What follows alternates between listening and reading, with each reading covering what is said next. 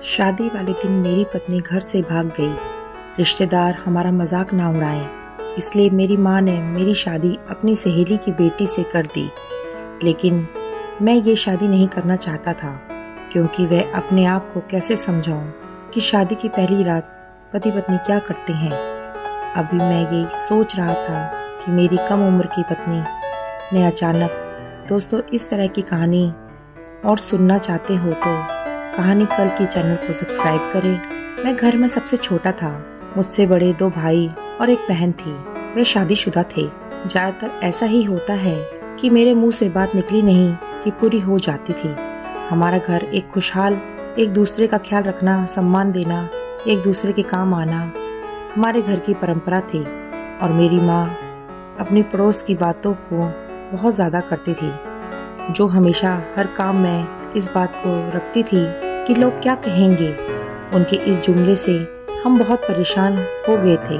ना फिर परेशान बल्कि तंग भी हैं। मेरी माँ को इतनी परवाह हमारी नहीं होती थी जितनी लोगों की होती थी।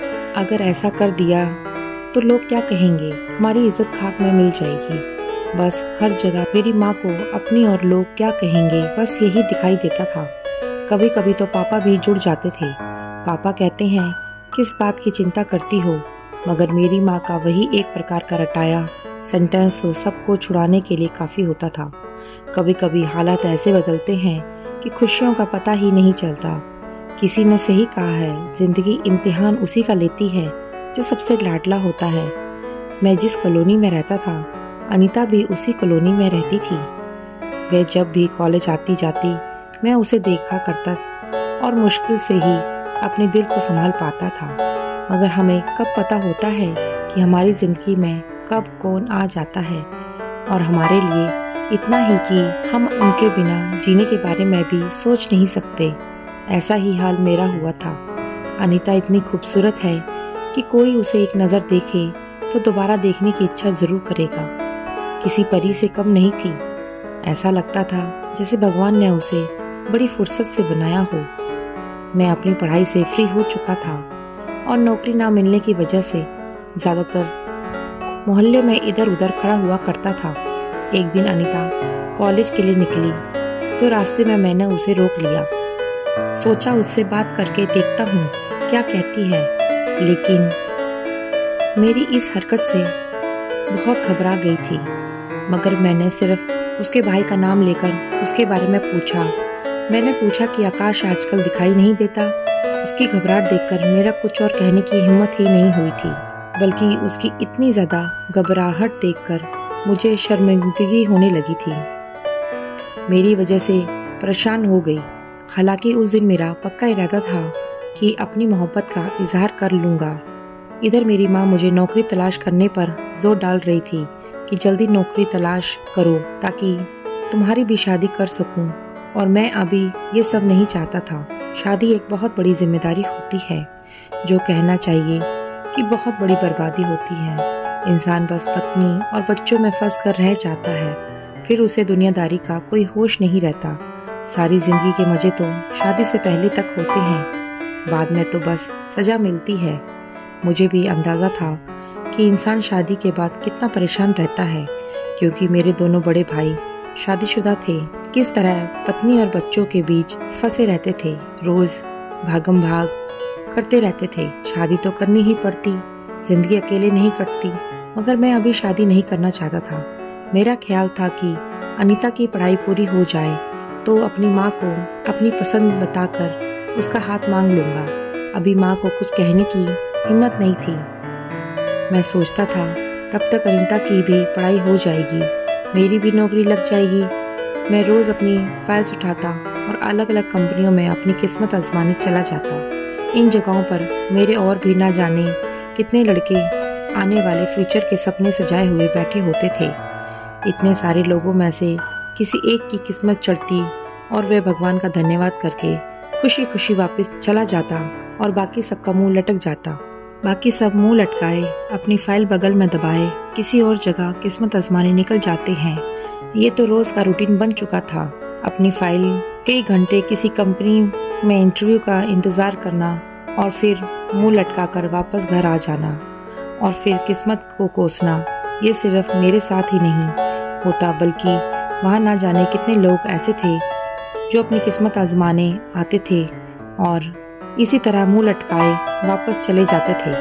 भाभी ने मुझे हिम्मत और हौसला दिया कि परेशान मत हो, जब तुम्हें नौकरी मिल जाएगी तो हम सब पहले काम यही करेंगे कि तुम्हारा रिश्ता लेकर अनीता के घर जाएंगे। तुम तब तक ऐसा करो, अनीता को साफ शब्दों में अपनी मोहब्बत का इजहार कर दो। भाभी काफ़ी देर तक मुझे दिलासा देती रही और मुझे समझाती रही, दिलो जान से नौकरी की तलाश में निकलना, अपनी किस्मत आजमाने चले जाया करो। और फिर भगवान की कृपा हुई, एक जगह मुझे नौकरी मिल गई थी। मुझे बहुत सुकून मिला, घर वाले भी बहुत खुश हुए। अपनी खुशी में मैं अनीता को भी शामिल करना चाहता था। सोचा शाम को भाभी को कहूँगा कि मेरे साथ उसके घर और उसकी मम्मी को खुशखबरी दें और इशारों इशारों में उन्हें बताएं कि हम अनीता से रिश्ता जोड़ना चाहते हैं। पहले तो भाभी नहीं मान रही थी, लेकिन मेरे बार बार कहने पर मान गई। मुझे बहुत खुशी हुई, मैं बहुत खुश था और ऐसा लग रहा था कि मेरी सभी इच्छा पूरी हो जाएंगी अब तो। मैंने छत पर जाकर एक लंबी सांस ली। इस दौरान मेरी नज़र सामने वाले घर की छत पर पड़ी, जहां नितिन और अनीता बात कर रहे थे। मेरी सांस वहीं रुक गई थी। मेरी आंखों में नफरत और दिमाग में गुस्से की दुकान चलने लगी, क्योंकि वह पूरे ध्यान से अनीता से इशारों में कुछ बातें कर रहा था। अनीता अपने आंगन में खड़ी थी। मुझे बहुत तेज गुस्सा आ रहा था। मैं अपने जज्बातों पर काबू नहीं पा रहा था। इतने में अनीता की नज़र मुझ पर पड़ गई और मैं बहुत जल्दी से कमरे में चली गई। मैं नफरत से उस लड़के को घूरने लगा। मुझे उस पर बहुत ज़्यादा गुस्सा आ रहा था। मैं मन ही मन कुछ कहने लगा कि मैं इस लड़की को छोड़ूंगा नहीं। कुछ देर बाद वह लड़का भी चला गया। इससे पहले कि पानी सर से ऊपर हो जाए, मुझे कोई कदम उठाना ही चाहिए। मुझे जल्दी ही कुछ करना चाहिए। यही सोचते हो मैं नीचे आ गया। सब ने मिलकर खाना खाया। फिर मैंने भाभी को सारी बातें बताई। फिर भाभी से कहा कि मम्मी से भी बात करो और उन्हें इस रिश्ते के लिए तैयार करो। मैं जल्दी से शादी करना चाहता हूँ। भाभी ने मुझे तसल्ली दी और कहा कि आज ही मम्मी जी को तुम्हारी पसंद के बारे में बताऊंगी और जल्द ही समस्या का कोई हल निकालते हैं। भाभी ने यह भी कहा कि खुद को ठंडा रखो। मैं भी अपनी अनीता को आते जाते देखता तो ठंडी आहें भरता कि कब मुझे नौकरी मिलेगी और कब मैं अपनी माँ को रिश्ते के लिए अनीता के घर भेजूं। मेरे घर से तो घर छोड़कर ही अनीता के घर के करीब मेरे मोहल्ले का एक लड़का रहता था। उसका नाम नितिन था। उससे ज्यादा दोस्ती नहीं थी, बस ऐसे ही थोड़ी सी हाय हेलो थी।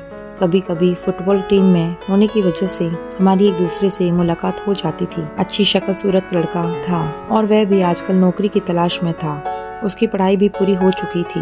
मैंने अक्सर नोट किया था कि अनीता को उसी नज़र से देखता है। मैंने सोचा हो सकता है बहन हो, या फिर वैसे भी सब लड़कों की आदत होती है लड़कियों को देखते रहना। मैं अक्सर यही सोचता, लगभग हर लड़की को देखते हैं। यकीनन नितिन भी ऐसा ही देखता होगा। मगर एक दिन मैंने महसूस किया कि जब अनीता वहाँ से गुजरती है और नितिन उसे देखता तो अनीता मुस्कुरा देती थी।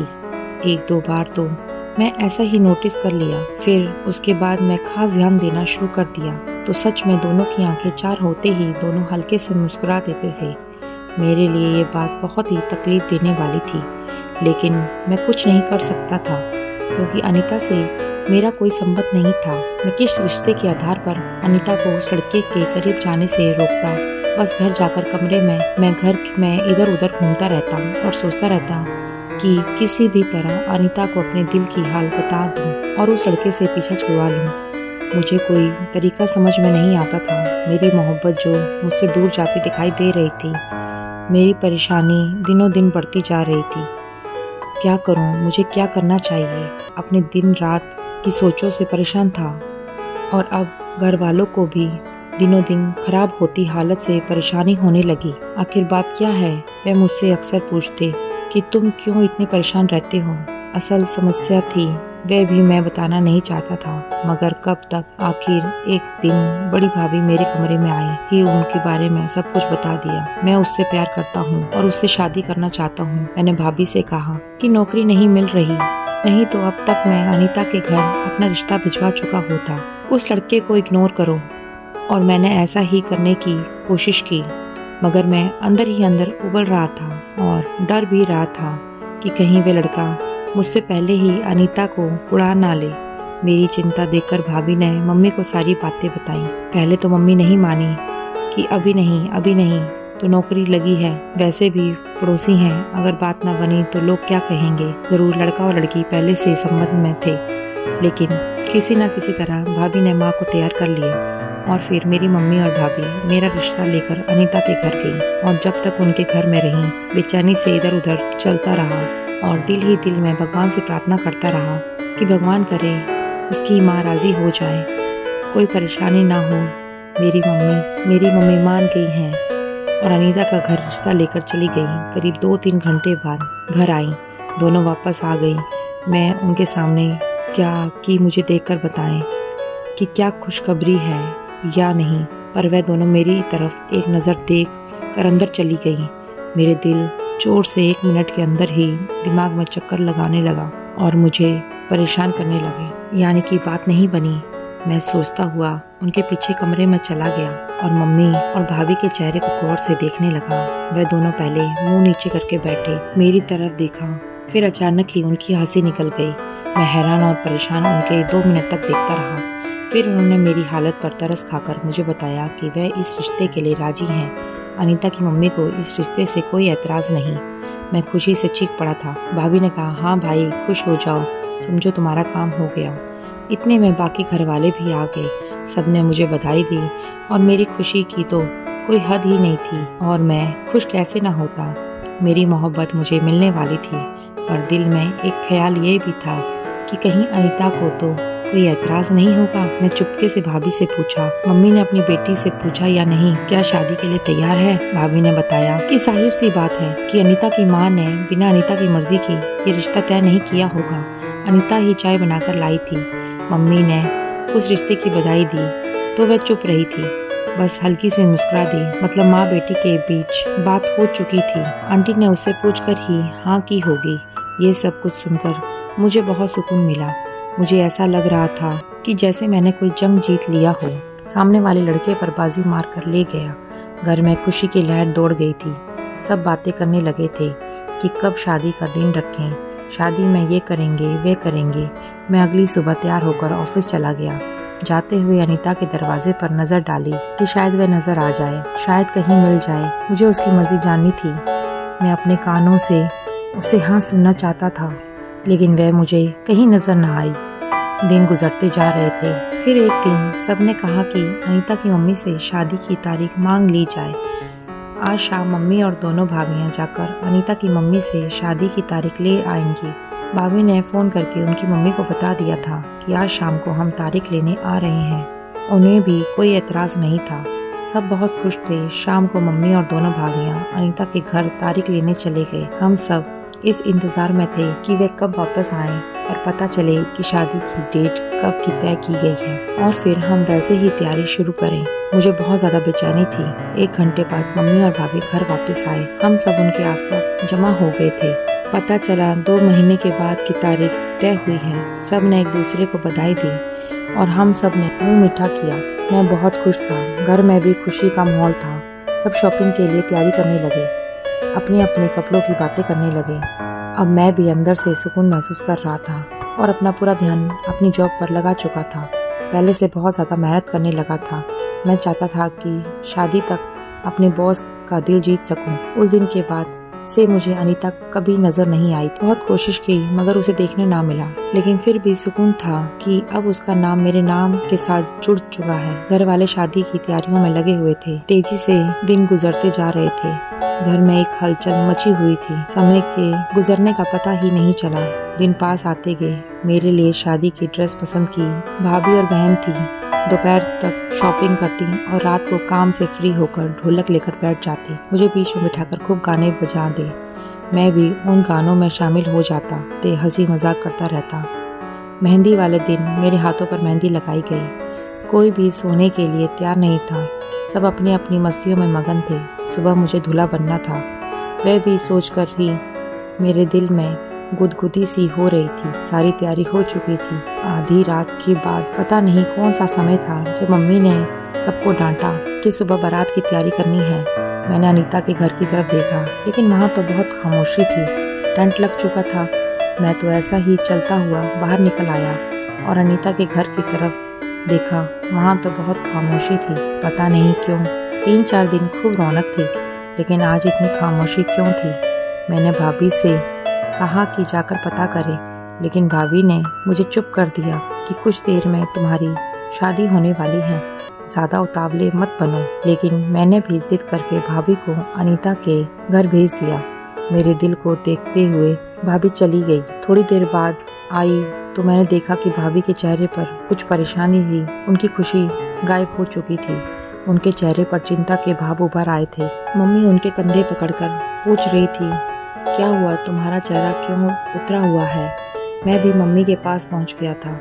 मैंने कहा, भाभी सब ठीक तो है ना। भाभी से मेरी तरफ देखा जा रहा था। मम्मी ने फिर गुस्से से खामोशी का कारण पूछा। धीरे से बोली, मम्मी जी मैं लड़की वालों के घर गई थी। मम्मी रो रही थी, सब बहुत परेशान थे। मैंने हैरत से उनकी तरफ देखा। जब मैंने दिलासा दिया तो उन्होंने मेरी आगे हाथ जोड़ती हुई मैं बहुत हैरान हुई कि आंटी आप क्या कर रही हैं, भगवान के लिए कुछ बताएं, आखिर बात क्या है। बोली, शादी से खुश नहीं थी। हालांकि मैंने पूछा था तो उस समय वह खामोश नहीं थी। सिर्फ इतना कहा था कि अभी मैं शादी नहीं करना चाहती, मगर उसके पापा ने अभी नहीं तो जब भी करनी तो है, और रिश्ता भी अच्छा है। देखो भले लोग हैं तो फिर अभी शादी करने में क्या दिक्कत है। फिर वह खामोश हो गई थी। हम समझे कि वह शादी के लिए धीरे धीरे खुद को तैयार कर लेगी। हमारे मुंह पर कालिक लगाकर पता नहीं कब घर से चली गई। आप लोग हमें माफ कर दें कहकर बेहोश हो गई। उनकी बहन ने पानी के छींटे मारे, तब कहीं जाकर उन्हें होश आया। उनकी हालत बहुत खराब है। भाभी के मुंह से इतना सुना था कि मेरी मम्मी सोफे पर पड़ी और मेरे पाँव के नीचे से जमीन निकल चुकी थी। भाभी की बताई कहानी सुनकर और ऊपर से मम्मी की खराब हालत देखकर मैं परेशान हो गया था। हे भगवान, ये सब क्या था, पर ऐसा मेरे ही साथ क्यों हुआ। मेरा दिल अंदर ही अंदर रो रहा था। सबने मम्मी को उठाकर बेड पर सुलाया, पानी पिलाया। जिस घर में थोड़ी देर पहले खुशियां चहल पहल रही थी, नाच रही थी, वहाँ अब गम के साए मंडराने लगे थे और बेकरारी सबके चेहरे पर दिखाई देने लगी। मैं अपने कमरे में आकर सर पकड़कर बैठ गया। मेरे दिल चाह रहा था कि चिल्ला चिल्ला कर अपने दिल का सारा गुस्सा निकालूं। आखिर उसने मेरे साथ ऐसा क्यों किया। पहले ही मना कर देती, ये सबके सामने रुस्वा तो नहीं करती। अब क्या होगा। सारे मेहमान आ चुके थे। पंडित जी भी तैयारी कर बैठे थे। मेहमान जाने के लिए तैयार थे। यार दोस्त हौसला दे रहे थे, लेकिन दिल को किसी भी तरह दिलासा नहीं मिल रहा था। कुछ देर के बाद मम्मी कमरे में आई। मैं उन्हें देखकर खड़ा हो गया क्योंकि बीमार लग रही थी। मैंने बड़ी मुश्किल से अपने आंसू रोके हुए थे। मम्मी ने मुझे सीने से लगाया। मैं छोटे बच्चे की तरह मम्मी के सीने से लगकर और फिर मेरे आंसू खुद ब खुद निकलने लगे। हालांकि मैं चुप था, लेकिन मेरे दिल अंदर ही अंदर मर रहा था। मम्मी ने वहीं बैठकर मुझे अपने पास बिठाया और फिर कहा कि जो भगवान की मर्जी होती है वही होता है, उसकी मर्जी के बगैर पत्ता भी नहीं हिलता। तुम्हारी किस्मत में नहीं थी। मम्मी ने मुझे बहुत हौसला दिया, लेकिन इस समस्या का जो हल बताया उसे सुनकर मेरे सर घूम गया। मेरी आंखों के सामने अंधेरा छाने लगा। मम्मी ने कहा, देखो बेटा, सब मेहमान आ चुके हैं। अब शादी नहीं हुई तो हमारा तमाशा बन जाएगा, हमारी इज्जत सरेआम चली जाएगी। और अपने घर की इज्जत बचाने के लिए एक ही तरीका है कि तुम मेरी सहेली की बेटी किरण से शादी कर लो। सबके मुंह बंद करने का एक यही रास्ता है, इसके अलावा कुछ नहीं हो सकता।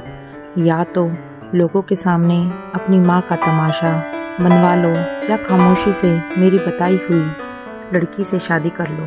मैंने अपनी मम्मी से कहा, लेकिन मम्मी वह तो बहुत छोटी है और मैं अभी शादी नहीं करना चाहता, मुझे थोड़ा। मैंने मम्मी से विनती भरे शब्दों में कहा। मम्मी ने कहा, टाइम किस बात का टाइम, तुम्हारी पसंद पर हम सब ने खामोशी से सर झुका दिया था। तुम्हारे कहने पर उसके घर रिश्ता लेकर तुम्हारी पसंद पर कोई एतराज नहीं किया। अब अगर भगवान को मंजूर नहीं था तो भलाई इसी में है कि तुम भी खामोशी से भगवान के इस मर्जी पर अपना सर झुका दो और मेरी बात मान लो और उस लड़की से शादी कर लो। हमने भी तो तुम्हारी बात मानी थी। जिस लड़की के बारे में तुमने कहा, हम उसे घर तुम्हारा रिश्ता लेकर गए, लेकिन उसने अपने माँ बाप की इज्जत का भी ख्याल नहीं किया। तो अब उसके बारे में सोचना बेवकूफ़ी है, जो अपनी सगे माँ बाप ना हो सकी और किसी और की क्या होगी। बस अब मुझे और ज्यादा परेशान मत करो। मैंने तुम्हारे भाइयों को बोल दिया है, वे होटल में इंतजाम करने चले गए हैं। अब अगर तुमने मना किया तो मेरा मरा मुँह देखोगे।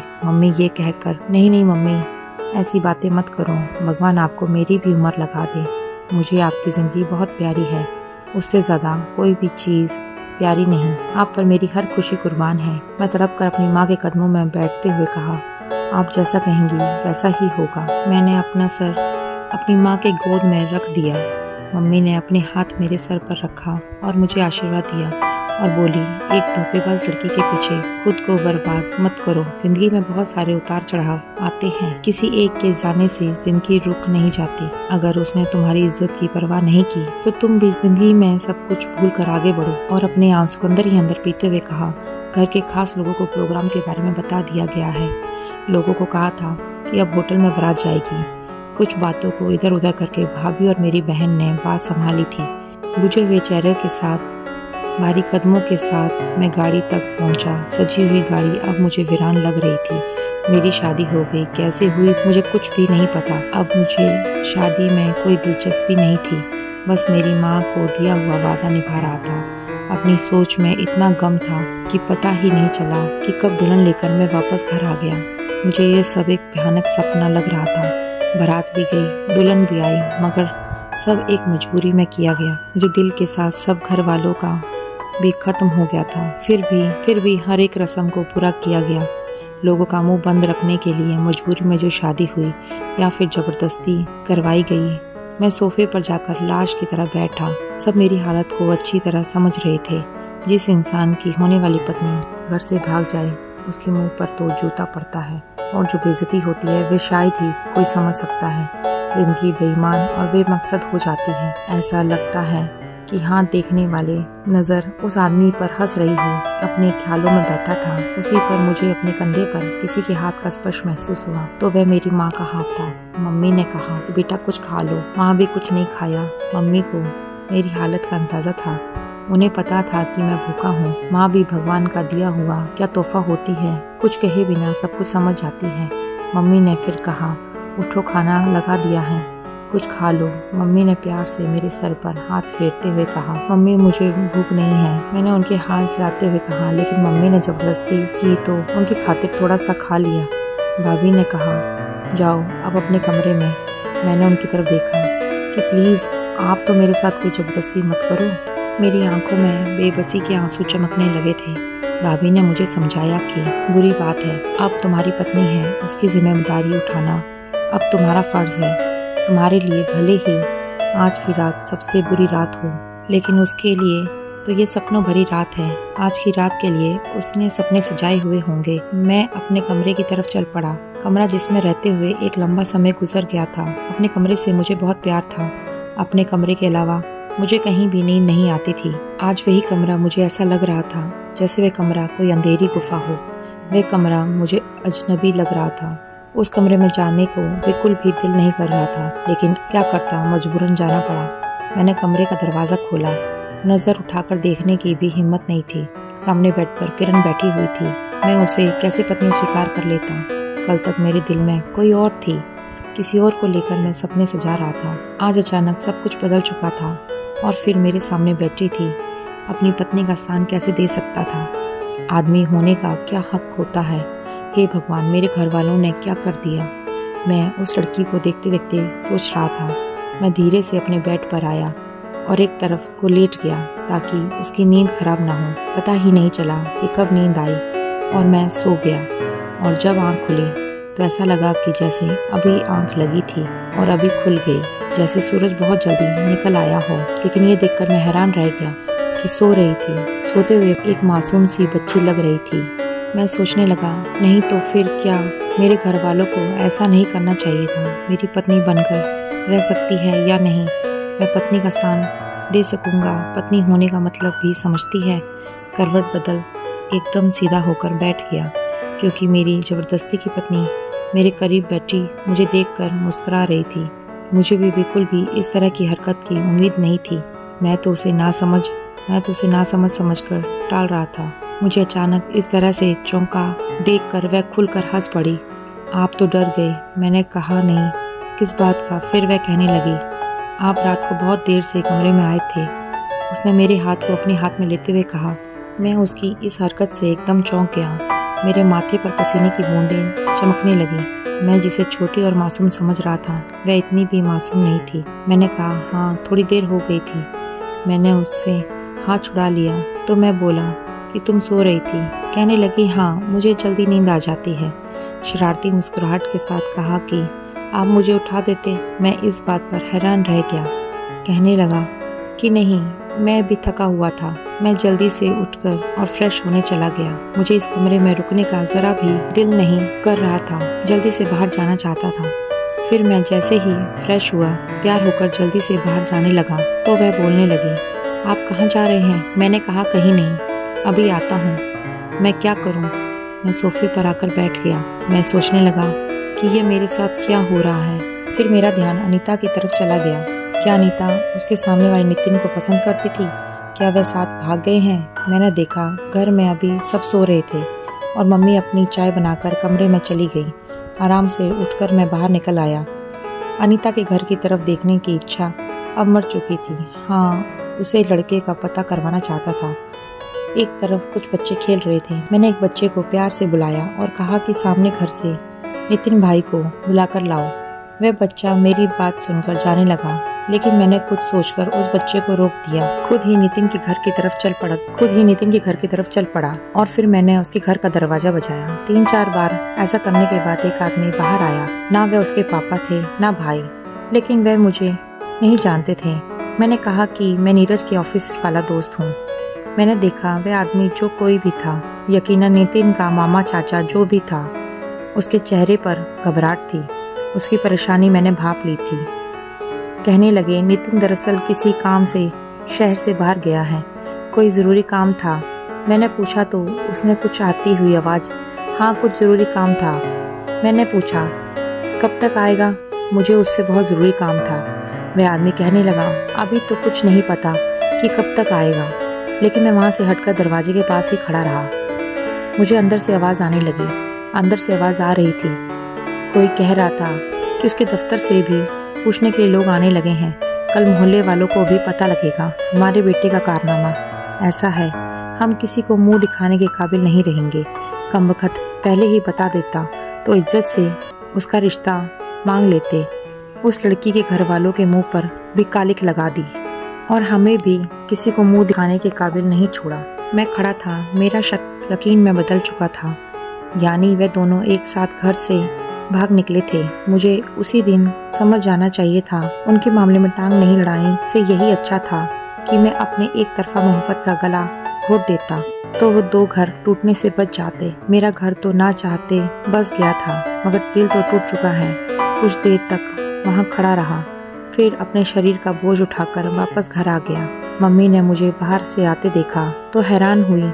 कहने लगी, तुम कब बाहर गए थे और तबीयत ठीक है? उन्होंने चिंताजनक शब्दों में पूछा था कि मम्मी बस ऐसे ही गया था।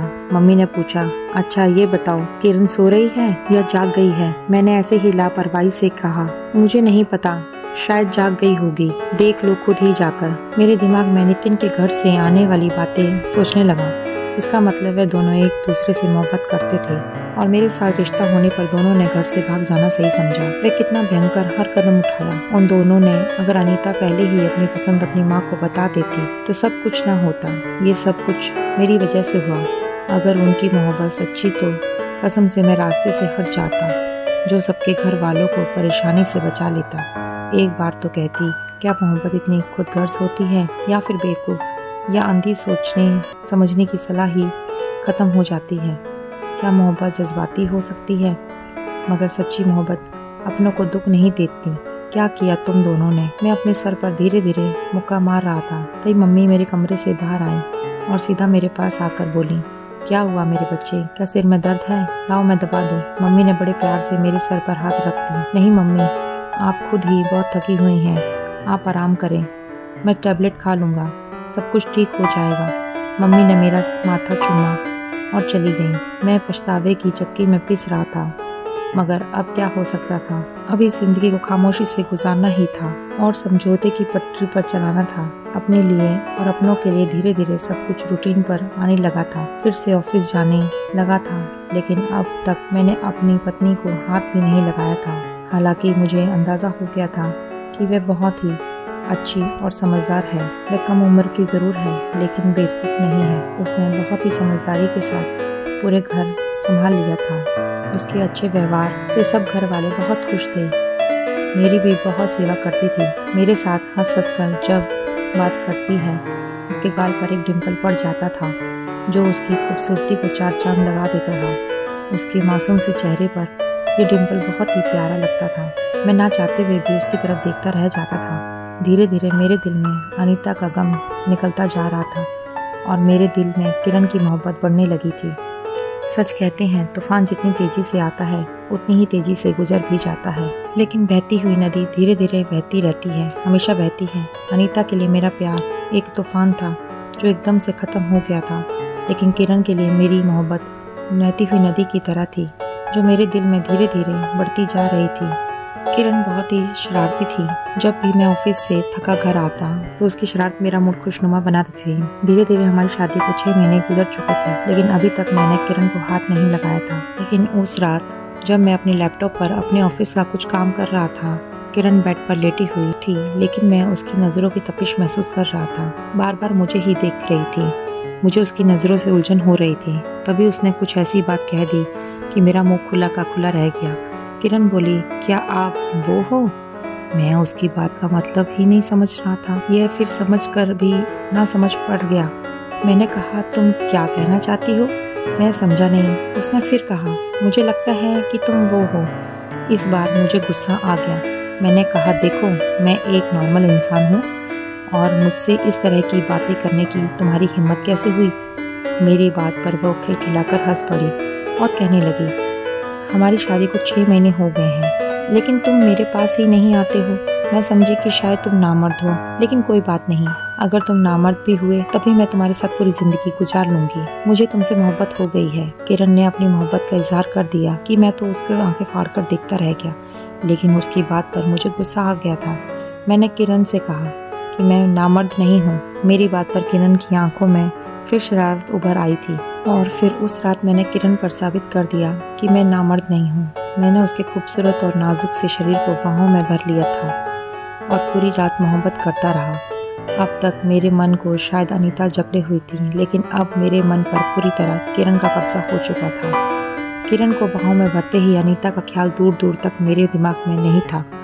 अब सिर्फ किरण ही मेरी जिंदगी थी, किरण ही मेरी मोहब्बत थी। मेरी और किरण की शादीशुदा जिंदगी शुरुआत हो चुकी थी और मैं किरण के साथ बहुत खुश था। मुझे किरण से कोई शिकवा नहीं था। दिनों दिन मेरी और किरण की मोहब्बत बढ़ती ही जा रही थी। कभी कभी तो मुझे खुद पर हैरत होती थी कि फिर भला वो क्या था जो मैं अनीता के लिए महसूस। अब तो अनीता का कहीं नाम ही नहीं था। कुछ समय बाद पता चला कि नितिन वापस लौट आया है, लेकिन अनीता नहीं आई थी। मुझे पता था कि अनीता और नितिन साथ गए थे। नितिन के माँ बाप को भी पता था कि अनीता और नितिन साथ गए हैं, लेकिन जब नितिन आ गया तो अनीता क्यों नहीं आई? मेरे दिल में अजीब हलचल होने लगी थी। अनीता के माँ बाप को शायद पता नहीं था, जिसके साथ लोग तो यही सब समझ बैठे थे, उनकी लड़की घर से भाग गई है और किसी के साथ जिंदगी हंसी खुशी गुजार रही है। लेकिन नितिन को देखकर मुझे अनीता के लिए इंसानियत के नाते चिंता होने लगी। वे कहाँ कहाँ धक्के खा रही होगी, लेकिन जो कुछ उसके नसीब में हुआ है खुद उसने ही अपने हाथों से लिखा है। इसमें कोई किसी का कुछ नहीं बिगाड़ सकता। शायद माँ बाप का दिल दुखाने वाली लड़कियों का यही अंजाम होता है। कभी जिंदगी में खुश नहीं रह सकती। माँ बाप के फैसले कभी गलत नहीं होते, तो अपने बच्चों के लिए हमेशा भला ही सोचते हैं। मैं किरण पर एक बार एक प्यार भरी नजर डाली। वह भी मुझे देखकर मुस्कुरा रही थी। मेरी जिंदगी में अब किसी बात की कमी नहीं थी, लेकिन इंसानियत के नाते मैं सब कुछ जानकर भी अनजान नहीं बन सकता था। मैंने अनीता के माँ बाप को सारी सच्चाई बता दी नितिन के बारे में, और फिर जब नितिन के माँ बाप ने पुलिस के जरिए नितिन से पूछताछ की तो उसके सच उगल दिया। वह अनीता को साथ ले गया था। वह बिना शादी के एक साथ रह रहे थे। नितिन ने बताया कि 2 महीने तक साथ रहने के बाद मैं अनीता को छोड़ दिया था। अनीता डर की वजह से अपने माँ बाप के पास नहीं आना चाहती थी और वहीं कोई छोटी मोटी नौकरी करके अपना गुजारा कर रही थी। अनीता के माँ बाप अनीता को वापस ले आए और अब इस इंतजार में बैठे हैं कि अनीता की किसी अच्छी जगह शादी हो जाए। नितिन को पुलिस वालों ने जेल में डाल दिया, पर जो भी था नितिन को इस तरह नहीं करना चाहिए था। उस पर अनीता कितना भरोसा किया। दोस्तों, मैं बस इतना कहूँगी कि माँ बाप कभी गलत फैसला नहीं करते। दोस्तों, वीडियो कैसा लगा कमेंट करके ज़रूर बताना। वीडियो को लाइक और चैनल को सब्सक्राइब करना ना भूलें। Thank you.